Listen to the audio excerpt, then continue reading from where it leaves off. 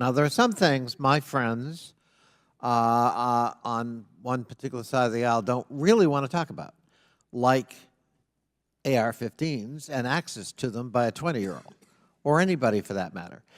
Presumably, Director Cheatle, the ubiquity of weapons, guns in America, especially assault weapons or semi-automatic weapons, that's helped your job and the mission of your agencies, right? It's made it less complicated. Isn't that true?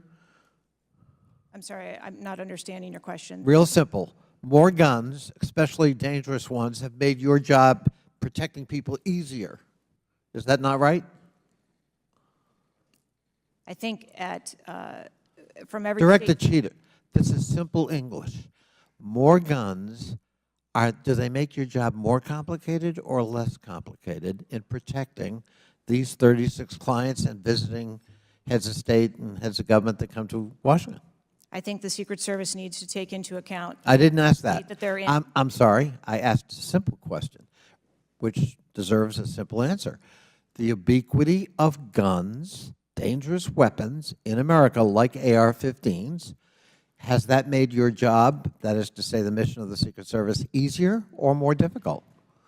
I think the threat environment for protecting our Secret Service protectees is always difficult, and that's dynamic, and it's always evolving. We stipulate it's always difficult. Again, this is a simple one. Does the ubiquity of guns make your job easier or more difficult today? I understand the Second Amendment rights of individuals. I didn't ask that question. I'm not questioning the Second Amendment. I'm asking a simple analysis, Director Cheatle. And I can tell you, you're not making my job easier in terms of assessing your qualification for continuing on as director.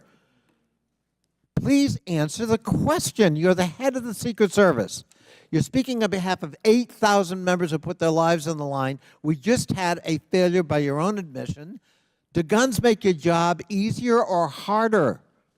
I think the job of the Secret Service is difficult on every day, and we need to make sure that we are mitigating all threats, whether that be That weapons, isn't my question. personnel. That is not my question. And now I think you're evading the answer, which is not a hard one. I am sorry that you feel that way, sir. How else could I feel, Director Cheatle, when you're clearly avoiding a direct answer to a very simple declarative question? We almost lost a presidential candidate the other day. A 20-year-old had access to his father's AR-15 and got on top of a roof within 500 yards or feet of the podium.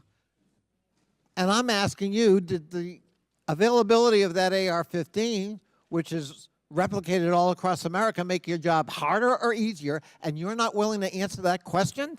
And you think and you wonder why we might have a lack of confidence in your continued ability to direct this agency? I understand your question, and that's the environment. Well, if you understand my question, why not answer it? Because it's the environment that the Secret Service works in every day.